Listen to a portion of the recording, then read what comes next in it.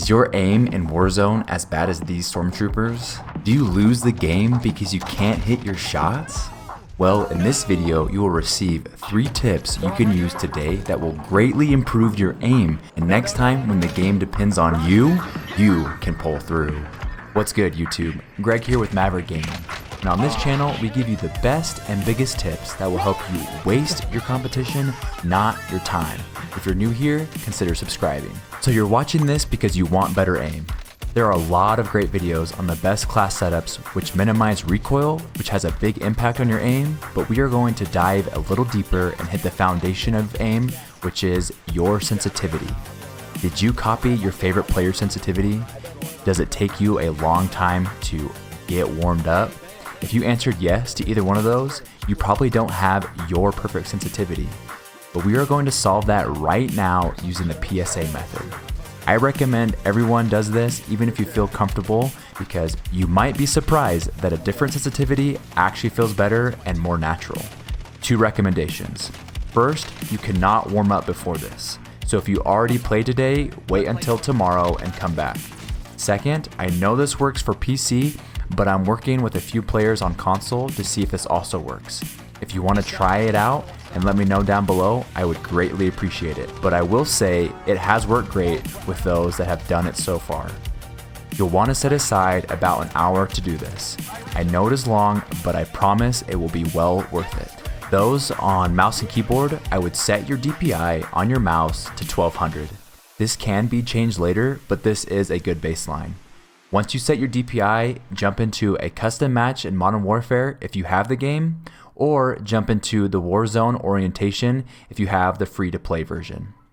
Those that have the game, there are 2 ways you can do this. You can either get a buddy to queue in with you and have him leave his operator there, or you can jump into Shoot House and use the targets there by yourself. Those that are on console, have the player on your team so you have no aim assist. This is the experiment I am running right now, and it has benefited those so far that have done this. Now that you are in the map, use the 2 guns that are your best, which will probably be the guns that are meta, so an AR and the MP5. Now that you're in the game, set your in-game sensitivity, not ADS or scoped in, that will give you a full 360 degrees from the left side of your mouse pad to the right side. You want to pick this because as we go through the PSA method, if you pick the lowest number on each iteration, you will still be able to do a 180 on your mouse pad. Those on controller, if you are a run and gun type of player, set your sensitivity so you can do a 360 in 0.5 seconds. Gauge that as best as you can. If you are a slower paced player and like to set up before you take fights, a lower sensitivity might fit your playstyle better, so set it so you can do a 360 in 1 second. Once you have that sensitivity, put it into the PSA method calculator. Link to that is in the description below, and then copy and paste the lower number it gives you into your in-game sensitivity and stand as far back as you can and track the target as you strafe back and forth unpredictably with just your fingers, not your wrist or your arm, just your fingers. Those on console will just be using your thumb the entire time. Track the target for a minute and then move up about halfway and track with just your wrist, not your fingers or your arm. Then the next minute, move up to the target, and if you're using an SMG, switch to that and track with your arm without using your wrist or fingers. 30 seconds ADS or scoped in, and 30 seconds not scoped in, because hipfire is pretty good with SMGs and you should feel comfortable doing that. The last minute, you want to mimic game-like movement.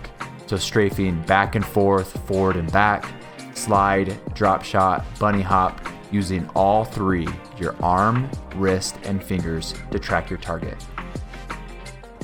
After you've done that with the low sensitivity, input the higher sensitivity and go through all 4 movements again with the higher sensitivity. Remember, don't try to copy what your favorite streamer or pro player uses. We want to find the sensitivity that is tailored to you.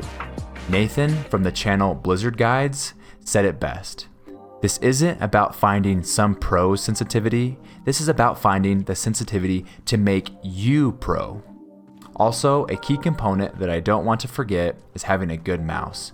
You've probably heard the saying that you might know how to cut down a tree properly, but if you have a terrible axe, it won't work as well. Having a sharper mouse will make a difference. If you already have one, that is great. But if not, next week a video will be posted about the best 4 mice for Warzone, so be on the lookout for that. After you have done this first iteration, decide which one objectively felt better and choose that one, and then you will go through each iteration deciding which one feels better, the higher or lower one, and then you will find the sensitivity perfect for you. I'm more of an arm aimer, and so the lower sensitivities always felt better, but maybe you are more of a wrist aimer, so the high sensitivities will feel better. Do what's best for you and your aim style. Now, I would normally recommend inputting your sensitivity into the DPI jitter tool, which is also linked below, to make sure this DPI and sensitivity is a good match for your monitor's resolution so you don't get any aim jitter or pixel skipping. But I need to do some more research because it shows that I would have aim jitter or pixel skipping with mine, but I actually feel like I track better with 400 DPI than 1200. But I would try it out because you can keep the same eDPI, which is effective dots per inch, by multiplying the DPI by 2 or by 3 or by 4, and then dividing your in-game sensitivity by the same number or vice versa, so that your eDPI stays the same and your sensitivity will be consistent.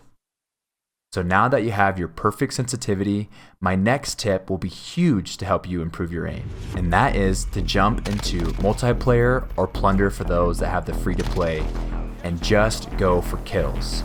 First off, you cannot focus on your KD. If you are trying to get better at Warzone, don't worry about your KD and anything else. Why this tip works is because you are just focusing on aiming. In Warzone, you have to worry about the 146 to 149 other players, the gas closing in, if someone has a bounty on you, trying to get your loadout, and you are only aiming and shooting a small amount of time. But in plunder or quick play games, you can just focus on your aim and not worrying about winning or losing.